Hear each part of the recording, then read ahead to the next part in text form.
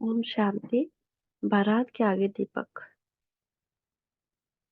विवाह के समय की एक एक और प्रथा का भी जिक्र बाबा किया करते। पूर्व काल में यह भी एक रिवाज था कि बारात के आगे आगे चलने वालों के सिर पर एक हांडी रखी रहती थी और उसमें एक दीपक जलता रहता था, जिसकी रोशनी उस हांडी में से दिखाई देती रहती थी।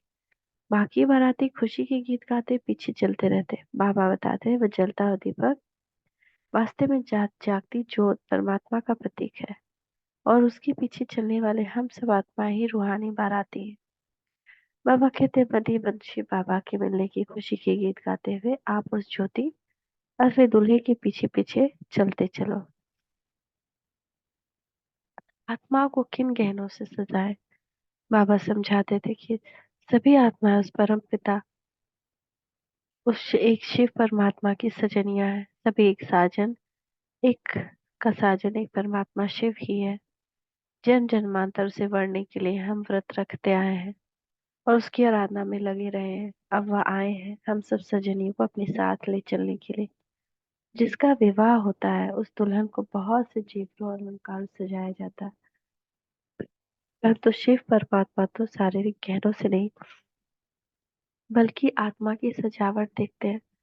मतलब आप आत्मा को ज्ञान के विभिन्न आभूषण सजाओ। देखो, आज शारीरिक विवाह में यह भी देखा जाता है कि कन्या पढ़ी हुई कितनी है, गुणवान भी है या नहीं है, उनका कुल कैसा है। तो शिव परमात्मा भी देखते हैं कि जो आत्मा उनको वरना चाहती है वह किस पराकाष्ठा तक ईश्वरीय ज्ञान से युक्त है और वह दिव्य गुणों से युक्त कहाँ तक हुई है, तथा वह आसुरी कुल की है दैवी कुल की। अतः यदि आप आत्माएं शिव परमात्मा को वरना चाहती हो तो ज्ञान युक्त एवं दिव्य।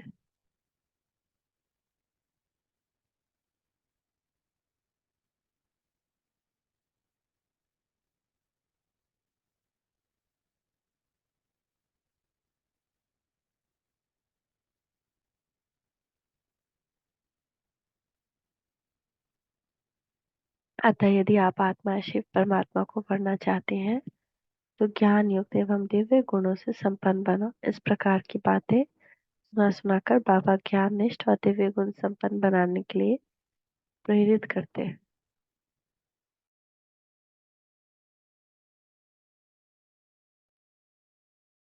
शादी के बाद कुछ लोग आजकल के पाश्चात्य रिवाज के अनुसार हनीमून करने चलते हैं।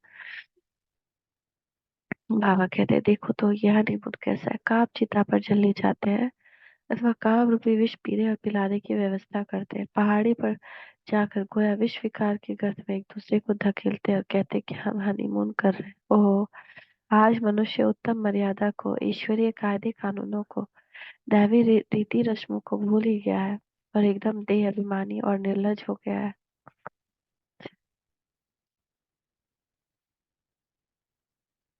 काम विकार वाली शादी खाना आबादी नहीं।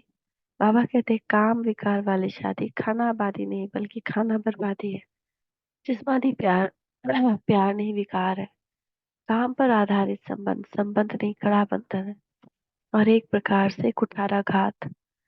बाबा समझाते काम विकार से ये पतन की जड़ है। उदाहरण देते हुए कहते हैं कि कन्या हमारी भारतीय परंपरा में 100 ब्राह्मणों से उत्तम मानी गई है। भारत में जिस दिन कन्या पूजन होता है बड़ी आयु के लोग भी उसे देवी अथवा शक्ति रूप मानकर उसके आगे नतमस्तक होते हैं। कन्या को अपने से बड़ी आयु वालों के आगे झुकना नहीं पड़ता। परंतु जब वही कन्या काम संबंध में बांध दी जाती है अर्थात उसका विवाह हो जाता है तो वह घूंघट निकाल कर चलती है, गोया अपना मुंह छिपा लेती है और सबके आगे झुक झुक कर चरण स्पर्श करती है। देखो तो काम विकार उसे कितना गिरा और झुका देता है। एक छोटी ब्रह्मचारी बालक सन्यासी के समान बल्कि उससे भी ऊंचा महात्मा माना गया है। परंतु बड़ा होकर जब वह काम वासना से लेकर विवाहित हो जाता है तो वह सन्यासियों के आगे झुकता रहता है। सतयुग में ऐसा विवाह नहीं होता है। वहाँ पति पत्नी के बीच में वासना का संबंध नहीं था। वहाँ संतति योग बल से पैदा होती थी। अतः उस दुनिया के सभी लोग महात्मा थे जिन्हें की देवता कहा जाता है। इस प्रकार बाबा ज्ञान की पराकाष्ठा पर ले जाते हुए ब्रह्मचर्य की चरम सीमा पर आसीन होने के लिए अत्यंत ओजस्वी शब्दों में प्रेरित करते हैं। और यही कारण है वहां पे आयु लंबी होती है। यहाँ पे देखिए, यहाँ पे भी आप देखेंगे जो ब्रह्मचर्य या जो बहुत कम आयु में विधवा हो गई या विधवा हो गया, अ, उसका अगर वो पवित्रता पे चले तो बड़ी लंबी उम्र उसकी होती है। हेल्दी रहता है। शिव की बारात। बाबा शिव की बारात का भी रहस्य खोलते हैं चित्रकार। शिव की बारात में बहुत ही ऊट पटांग भयावह और टेढ़े बाकी चेहरे वाले चित्रित करते हैं। उनमें कोई तो चुड़ैल, डायन, भूत प्रेत आदि भी मालूम होते हैं। इस बात की इशारा करते हुए बाबा बताते हैं कि एक शिव ही की ऐसी बारात दिखाई जाती है, क्योंकि परमात्मा शिव ऐसे समय सृष्टि में आत्माओं रूपी बारात में दूल्हा बनते हैं, जब उन आत्माओं के गुण, कर्म, स्वभाव भूत, चुड़ैल और डायनों जैसे अथवा असुर जैसे हो जाते हैं। वरना सब देवताओं से भी उच्च जो परमपिता शिव है, उनकी भला ऐसी बारात क्यों क्यों कर होती।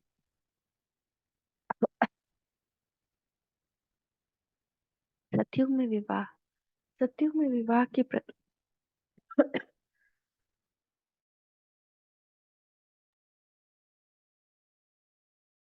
के बारे में बाबा कहते हैं, उस समय के स्वयंवर का आज के विवाह से क्या मुकाबला। बाबा कहते हैं कि उस समय तो लोगों के पास अतुल धन धान्य था।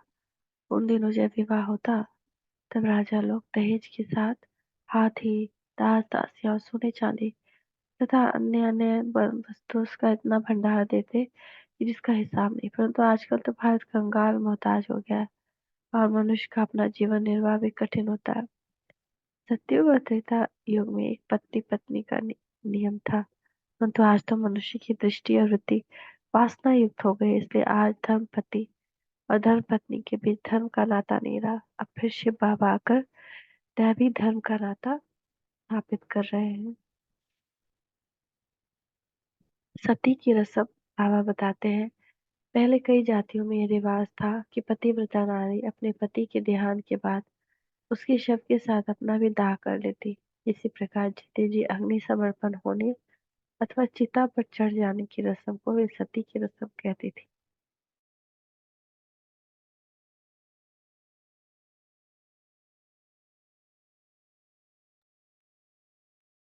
रूढ़िवादी लोग इस रस्म को अच्छा मानते हैं और उस पत्नी को सती हुआ जानकर कहीं कहीं तो ऐसा भी होता है कि लोग ढोल बजाते और उस नारी के गले में फूल मालाएं डालते और ढोल की आवाज में एक एक पग चिता की ओर बढ़ते हुए वह नारी पति के शव के पास पहुंचकर अग्नि प्रवेश करती।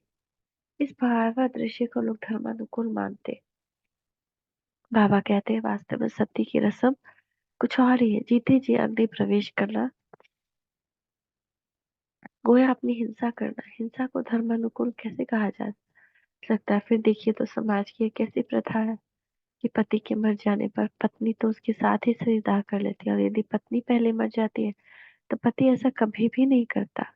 बाबा कहते हैं कि इस प्रकार अपने अनमोल जीवन का अंत करने मनुष्य का कल्याण ही क्या, ये तो एक प्रकार से मोह, लोक लाज, निंदा का भय अथवा अज्ञान जनित प्रथा है। पति कैसे भी संस्कारों का रहा हो, उसका आचरण अथवा जीवन दूषित ही क्यों न रहा हो, उसके पीछे स्त्री की सती होने में भला दुख ही क्या हो सकता है।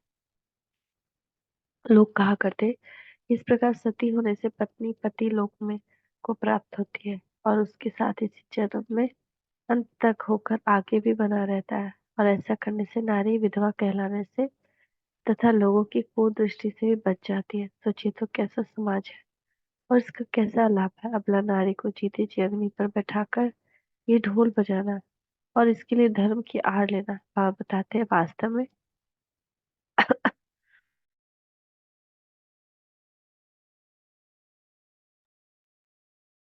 ज्ञान और योग की अग्नि प्रज्वलित करके उसमें अपने पुराने जंगली संस्कारों रूपी लकड़ियों को झोंक कर जो परमेश्वर रूपी पति के प्रेम में अग्नि द्वारा द्वारा दाह जैसे कष्ट को भी झेलता है, उसको ही ईश्वर प्रेम वास्तव में सच्चा है। इस दृष्टिकोण से वह आत्मा सती है, जो उस परमेश्वर रूपी पति के लोक ब्रह्मलोक को जाती है। इस प्रकार सती होने वाली आत्मा फिर बाद में स्वार्गिक दृष्टि से सदा के लिए विधवापन के अभिशाप से, लोक निंदा से और कुदृष्टि से बच जाती है। वास्तव में इस प्रकार सती होते होना ही जीते जी मरना है, क्योंकि इसमें जीते जी मन से और सब नाते तोड़कर करके परमेश्वर और पति से अपना नाता जोड़ना होता है। उसके लिए सब कुछ निछावर करना पड़ता है और योग रूपी अग्नि प्रज्वलित करके आत्मदाह न कि शरीर दाह करना पड़ता है। ऐसे सती के लिए ही खुशी के नगाड़े बजाना भी शोभा देता है और इस प्रकार सती होने वाले पर पुष्प वर्षा करना भी अनुचित नहीं। यह ऐसी सती की रस्म है जो नर नारी दोनों अदा कर सकते हैं। यही धर्म के अनुकूल भी है। इस प्रकार सती की रस्म भी एक आध्यात्मिक व्याख्या करते हुए सभी आत्माओं के